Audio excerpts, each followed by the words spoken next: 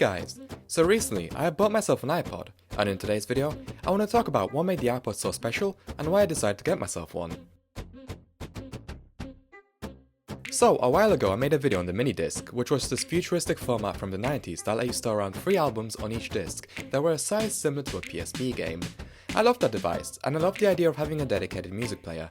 Music and video for me are difficult to keep a track of. As it turns out, I have a few days worth of songs stored on my laptop that I've downloaded and never listened to.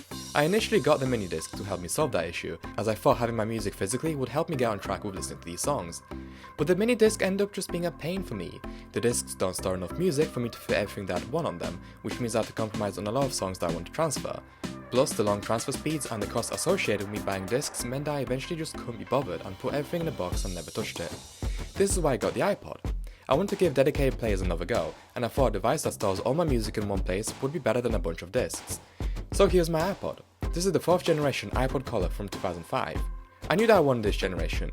While the older iPod Classics are really cool, they require a special charger as well as a special cable to connect to my MacBook.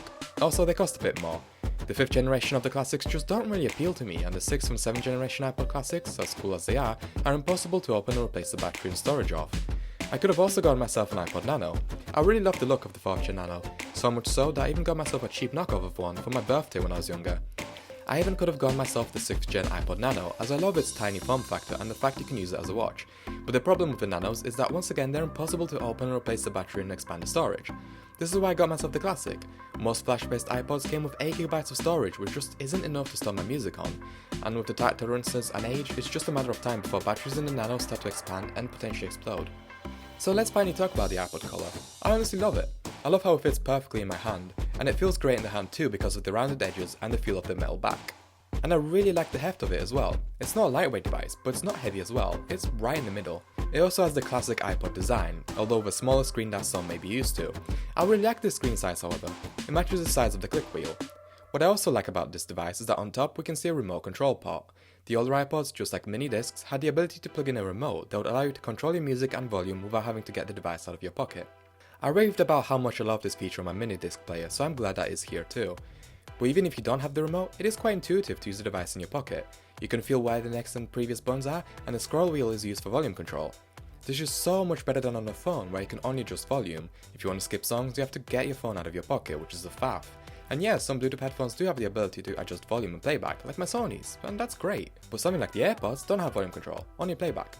So I find it easier to get my phone out of my pocket. What I also love about the iPod is that it never turns off. It means that it's always ready to go, you don't have to wait for it to boot up.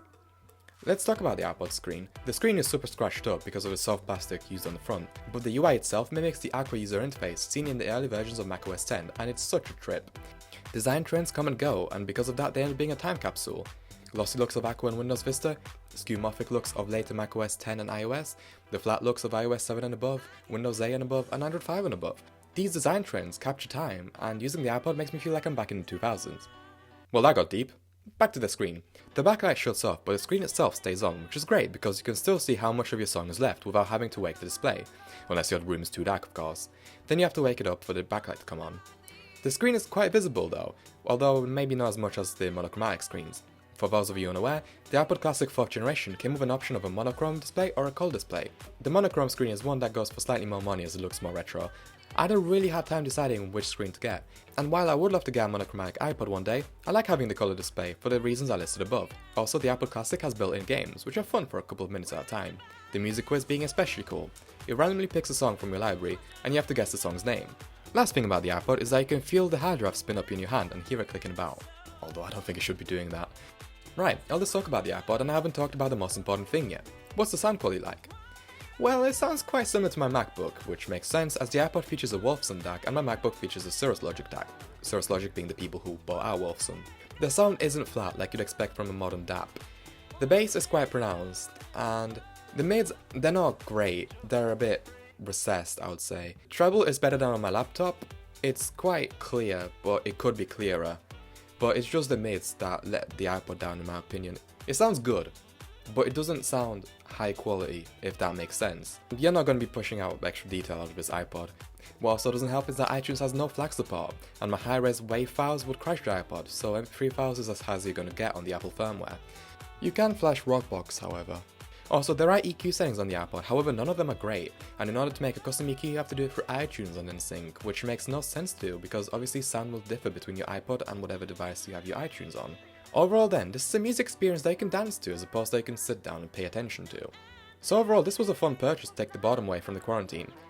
I would love to get myself something like the FiiO M11 and load up 2 terabytes of songs on it, but I just don't have that kind of money. The FiiO sounds so much clearer and you can really pump up the volume and it just sounds so much better, but that's a £400 device. For 30 quid, this iPod is more of a child's toy than a serious device, and if you don't take it seriously, you can have a lot of fun with it. I don't know how long I'll keep it for, but like with my mini discs, I will have fun with it until the fun runs out. Just a quick little shout out before I end up this video. You guys should check out DankPods on YouTube if you haven't heard of him already. He makes iPod videos and they are really hilarious and he's kind of the motivation for me getting an iPod. But yeah, anyway, thank you for watching this video and I hope to see you soon.